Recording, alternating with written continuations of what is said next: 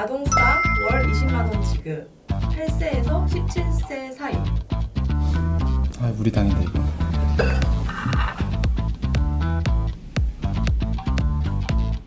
저희 이제 그 블라인드 테스트를 해봤는데 어떠셨는지.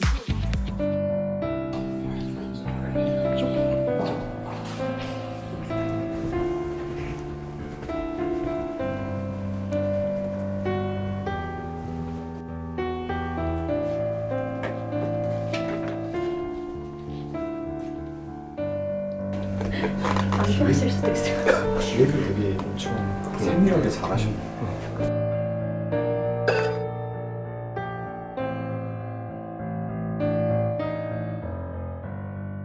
사실은 이 모든 과정을 라이브로 지켜본 분들이 계세요. 누굴 것 같으세요? 설마. 좀 감이 오시는 분이 있나요? 저기서 관련된 분이 들어오겠죠. 뭐.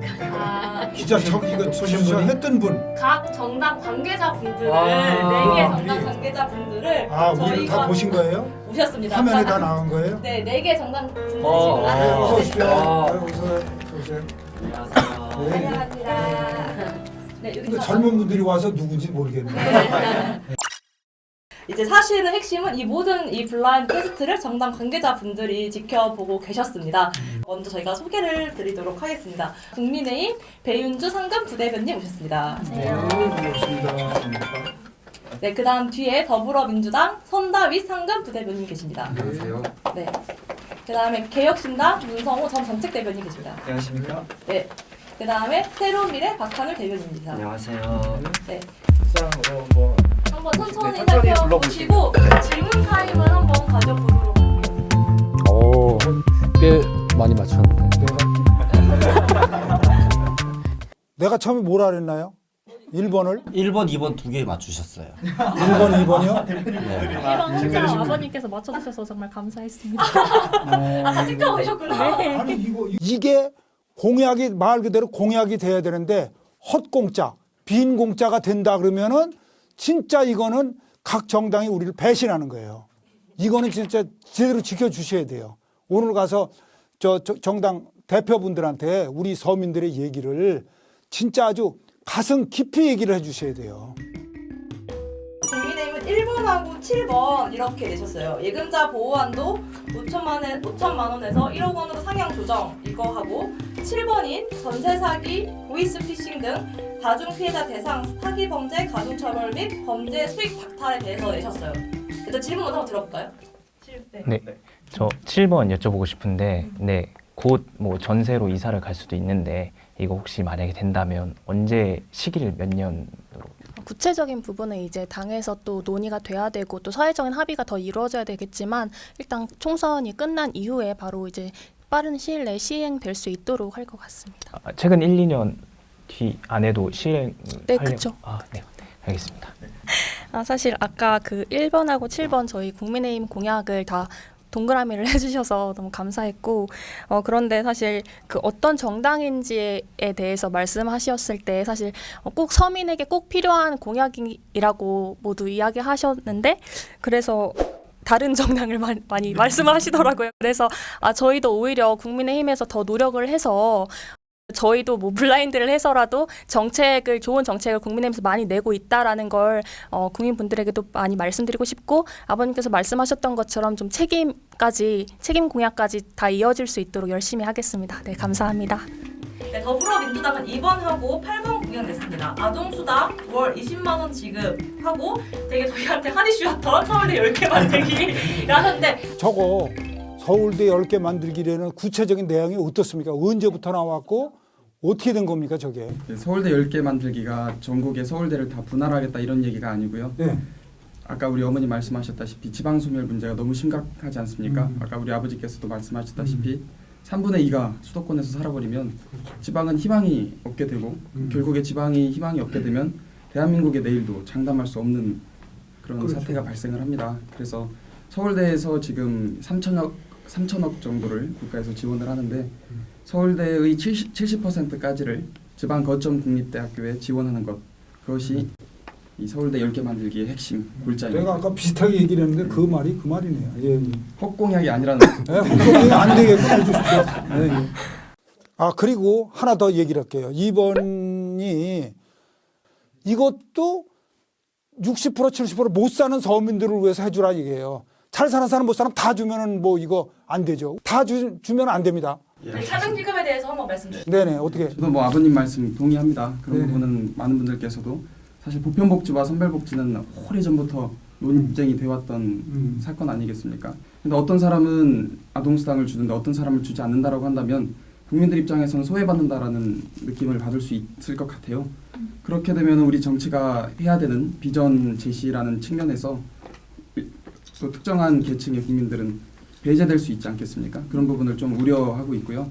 두 번째는 잘 사는 사람, 못 사는 사람을 어떤 기준으로 나눌 것인지에 대해서도 아직 사회적으로 전혀 합의가 되어 있지 않는데 어떻게 더 주겠느냐 이런 것도 조금 더 고민을 해봐야 될 것 같습니다. 저희 민주당에서는 저출생 문제는 이런 세부적인 사안으로 논쟁을 하기에 너무 시급한 문제이기 때문에 저희가 먼저 비전을 제시했다 이렇게 이해를 해주시면 감사할 것 같습니다. 국민의힘 대변인 분들 사실 저출생 공약이 많은데 어필하고 싶은 게 있으실까요? 사실 저희도 뭐 공약 지금 대표 공약으로 지금 2개만 나와 있어서 그런데 국민 돌봄제라든지 뭐 지금 계속 얘기하고 있는 늘보험 학교라든지 이런 부분들에 대한 공약들이 자세하게 지금 당사 홈페이지에도 나와 있거든요. 그래서 거의 150페이지에 달하는 공약들이 나와 있어서 그런 부분들도 좀 살펴봐 주시면 정말 감사할 것 같습니다. 네, 그러면 세 번째로 개혁신당 가보도록 하겠습니다. 개혁신당 같은 경우에는 4번 여성 신규 공무원 병역 의무화랑 6번 입법 총량제 도입 이렇게 1인당 그 발의 건수를 50건으로 제한하는 이 2가지 공약이 있었는데 혹시 좀 질문 주실 분 있을까요? 왜 굳이 50건인지 이 건수에 대한 것은 좀 더 논의가 돼야 되는 부분이고요. 저희가 이것을 제한하겠다고 한 것은 입법이라는 과정이라는 것은 결국 거기에 들어가는 여러 가지 예산과 비용이 소요됩니다. 당연히 이것은 국가의 세비로 나가고 있고요. 그런데 이게 여러 입법 활동을 하는 데 있어서 책임감 있게 하시는 분들도 있으시지만 순간의 이슈용으로 발의만 해놓으시고 이슈가 지나가면 폐기한다거나 아니면 뒤에 대한 후속 조치를 하지 않는다거나 그렇기 때문에 저는 좀 더 책임 있게 입법 활동을 할 수 있게 하도록 이것을 제한해야 된다는 제안을 드리는 겁니다. 그 이제 입새님이 말씀하셨던 것 중에 50건은 좋은데 51건이 되면 어떡하냐 이래서 되게 좀 X표가 많았습니다. 이거에 대해서 좀 대변인 생각 궁금합니다. 실제로 지금 대한민국 국회의원 정원이 300명이지 않습니까? 그럼 한 분당 50건씩이라고 한다라고 치면은 1,500건이나 법안이 나왔다. 그러니까 50개는 결코 적은 숫자가 아닙니다. 저희가 이 숫자를 제안드리는 것은 단순히 50개 딱 했으면 너 그만해가 아니라 입법을 하시기 전에 입법에 대한 비용을 사용하시기 전에 국회의원으로서 한 번 더 책임을 방기해 보시라는 얘기입니다.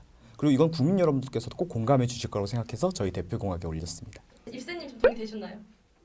네. 네. 네, 사법 공약 관련돼서도 좀 질문 사안이 있으실 것 같아요. 아무래도 관련돼서도 좀 얘기를 많이 나누셨던 것 나왔던 같아서 거여서 네. 혹시 뭐 궁금하신 점이나 좀 네. 아까 제가 많이 했나요? 저게 개혁신당에서 한 얘기죠. 내가 아까 저거를 세모로 들었어요. 왜냐하면 아까 나온 얘기 중에서 경찰 학교, 소방학교, 또 군인들 하는 거 이거는 어쩔 수가 없이 저거는 의무적으로 하는 거니까 그건 맞는 얘기예요. 그리고 외국 이스라엘에는 군대도 제대로 가고 여자들까지 다 같이 가더라고요. 그래서 여성들도 체력을 키울 수 있고 희망하는 사람이 있으면 저렇게 간다는 것도 나도 그렇게 굳이 반대할 건 없어요. 잘하신 것 같아요. 근데 앞으로 계획을 확실하게 좀. 사실 이게 지지를 받기에 좋은 정책은 결코 아닙니다. 여성분들에게 군대를 가야지만 특정 직렬의 공무원이 될 수 있겠다고 하는데 어떤 여성분들이 좋아하시겠습니까? 하지만 지금 대한민국의 병역 자원이 여전히 계속 감소하고 있습니다. 유사시에 국가를 지키기 위한 안보력이 훼손되어 가고 있기 때문에 저희들도 고육지책으로 나온 것입니다. 그러면 제가 한 가지 제안을 한다 그러면 지금 군인들이 이 젊은 친구들 남자들도 많이 없기 때문에 여성들도 모병제로 해서 좀 가면 어떨까요? 여성들도 나이가 좀 들은 분들이라도 원하는 사람들은 군인 옛날 외국에서는 모집을 하잖아요.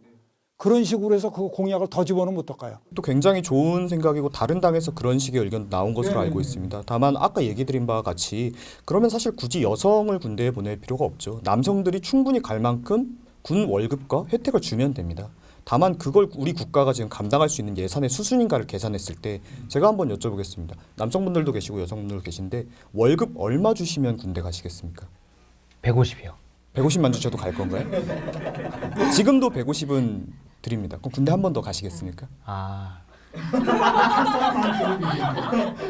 실제로 저희가 이걸 조사를 해봤는데요. 보통 한 300에서 400 정도 월급을 얘기하세요. 그런데 안타깝게도 300, 400 주면은 군대를 갈 것 같다라는 사람이 300, 400 받고 본인이 가시겠냐라고 한 번 더 물어보면 가지 않는다고 합니다. 한마디로 지금 군대를 모병제로 변환을 해서 우리 국가의 예산으로 우리가 필요한 병력 숫자를 마련하지 못합니다. 그렇기 때문에 저도 이게 효과가 뭐 부작용이 없을 거라고는 말씀드리지 않겠지만은 안보라는 것은 반드시 지켜져야 하는 일이기 때문에 저희가 꼭 필수 불가결하게 저희가 설사 이것 때문에 지지가 떨어진다 해도 국민 여러분들께 꼭 알려드려야 된다고 생각해서 저희 대표 공약으로 올렸습니다. 네, 세미래는 되게 약간 이름 때문에 약간 새로워서 세미래, 새로워서 세미래다 이렇게 했었는데 세미래는 3번 초등학교, 중학교, 고등학교 국민교육 의무화랑 5번 법정 연차휴가 15일에서 25일로 연장하셨는데 어머님께서 초중고 국민교육 의무화에 대해서 좀 반대 의견을 표현하셨잖아요. 네, 좀 어떻게 질문을 좀 드렸으면 좋겠습니다. 과연 필요할까요? 사실 당명 맞추기 할 때 새로운 미래라는 이름 때문에 조금 센 거 아니면은 낯설거나 새로워 보이는 건 다 새로운 미래라고 이제 말씀을 해주셨잖아요. 그런데 저희 새로운 미래가 만들어진 게 어떤 이유냐면 거대 양당이 정쟁 정치만 하고 문제는 해결하지 않잖아요. 진짜 국민들 삶의 문제를 해결해야 되는 게 있는데 자기들 지지자들만 바라보고 정치를 하는 것을 바꾸기 위해서 미래를 한번 다시 새롭게 바꿔보자. 이 취지로 이 정당 이름을 이제 선택을 한 건데 초중고 국민교육 의무화 문제도 마찬가지예요. 저희가 자본주의 사회에서 살고 있잖아요. 그 사회에서 가장 중요한 게 또 금융이고 근데 우리가 금융에 대해서 정확히 이해를 하지 못한다면은 우리가 사회 초년생으로 나아갔을 때 수많은 사기, 여기 전세 사기도 나와 있고 보이스피싱도 나와 있지만 이런 문제에 쉽게 취약하게 쉽게 이제 노출될 수 있는 확률이 높아진다는 거죠. 특히나 아까 이제 말씀을 해주셨는데 어릴 때는 조금 돈에 대해서는 좀 자유로웠으면 좋겠다. 저도 예전에는 좀 그렇게 생각을 했거든요. 그런데 모르고 사회에 내던져지니까 오히려 더 혼란스럽더라고요. 내가 주택 청약 저축에 대해서도 하나 제대로 모르고 전세 문제에 대해서도 재산세는 어떻게 내야 되는 건지 그리고 재산세 항목은 또 무엇이 있는지 그리고 금융에서는 누군가에게는 저리 대출을 그렇게 이제 기업가들에게는 해주는데 우리 서민들에게는 왜 이렇게 고리 대출을 하는 건지 이런 것들에 대해서 모르니까 당하는 면이 너무 많아서 저희가 이제 돈에 대해 가지고 너무 세속적으로 문제를 이제 바라보게 만든다는 차원에서 이렇게 공약을 낸 것이 아니라 돈에 대해서 정확히 알고 자본에 대해서 정확히 알 때 우리 사회에서 이제 그 성인으로 이제 나아갔을 때 조금 더 현명하게 대처하고 선택할 수 있을 것 같아요. 한마디만 얘기할게요. 저거는 누구 말대로 중고등학교 교과서에 좀 실었으면 좋겠어요. 금융 쪽으로 알 수 있게끔. 저희 새로운 미래는 국민들의 삶이 조금이나마 더 나아질 수 있는 현실적 대안을 내놓기 위해서 이번 공약을 이렇게 마련하게 됐습니다. 마지막으로 법정 연차휴가 15일에서 25일로 연장 이거 모두 이제 오를 드셨어요. 동훈님 좀 어떠셨어요? 저는 사실 프리랜서라 이거에 전혀 상관없긴 한데요. 그래도 좀 점점 이렇게 휴식이 필요하신 분들이 많다는 게 느껴졌습니다. 일상생활 속에서 사람들이 너무 지쳐있고 예민하기 때문에 좀 더 안정이 필요하다고 생각해서 네, 오를 들었습니다. 이제 말씀해 주셨는데 리프레시 해야 되는 거 리프레시를 해야 더 생산성이 올라가죠.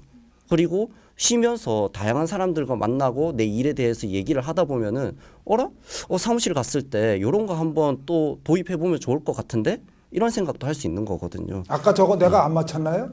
선생님이요? 내가 맞힌 것 같은데 저. 이거 맞추시지 않으신 걸로 알고 있습니다. 틀렸나요? 저희가 민주당에서는 이런 정책 절대로 우선시하지 않습니다. 네.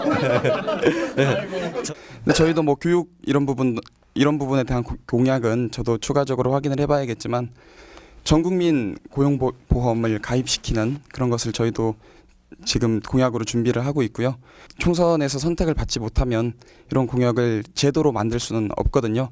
그래서 우리 아버님 말씀하셨던 것처럼 헛공약이 아니라 제도가 될 수 있도록 앞으로 많이 지켜봐 주셨으면 그리고 좋겠습니다. 내가 한 가지만 얘기를 할게요. 이거는 다 똑같아요. 네 당이 똑같은 얘기들이 다 나온 거고 다 알고 있는 거예요. 실천이 중요한 거지 뭐. 이제 앞으로 두고 봅시다. 어떻게 실천이 될지. 그게 중요한 거죠. 블라인드로 이렇게 공약들을 유권자분들의 피드백을 좀 가감없이 들어볼 수 있어서 너무 뜻깊은 시간이었고 국민의힘도 이렇게 이런 제도도 좀 더 도입해서 공약을 좀 더 국민분들께 더 다가갈 수 있는 공약으로 만들어 보겠습니다. 정말 가려놓고 보니까 함께 갈 수 있는 부분도 많이 있고 수용할 수 있는 공약도 많이 있는 것 같아서 우리 정치가 조금 더 유연해졌으면 좋겠다라는 개인적인 소망도 가지게 됐고요. 그리고 무엇보다 감사한 것은 서민들을 위한 공약 그리고 국민 다수를 위한 공약이 민주당일 것이다라고 이렇게 이야기해 주셔서 많은 국민들께서는 그래도 미워도 민주당을 그래도 지지하고 계시는구나라는 희망을 품고 돌아갈 수 있어서 감사했던 것 같습니다. 특히 이 무당층, 정치 저관여층 분들의 목소리는 사실 정치권에 있다 보면 듣기가 많이 어렵습니다. 왜냐하면 주변에 계신 분들도 아무래도 정치권에서 일하시는 분들도 많고 일정이나 이런 것도 그렇게 되기 때문에요. 하지만 대한민국은 정치 저관여층, 무당층이 꽤 많은 국가인 만큼 이런 목소리를 들을 수 있는 이런 기회가 주어진 게 정말 감사합니다. 우선 저는 마지막에 한 선생님께서 말씀해 주셨던 말씀이 기억이 나요. 어떤 정당에 있든 국민의 이익을 위해서 좀 좋은 정치를 실현해 달라고 말씀해 주셨는데 문제를 해결하지 않는 정치 이것에 대해서 얼마나 많은 분들이 문제의식을 가지고 있는지도 깨달을 수 있게 되었고 그 지점을 좀 반드시 해결하고 싶다 그런 생각이 들었습니다.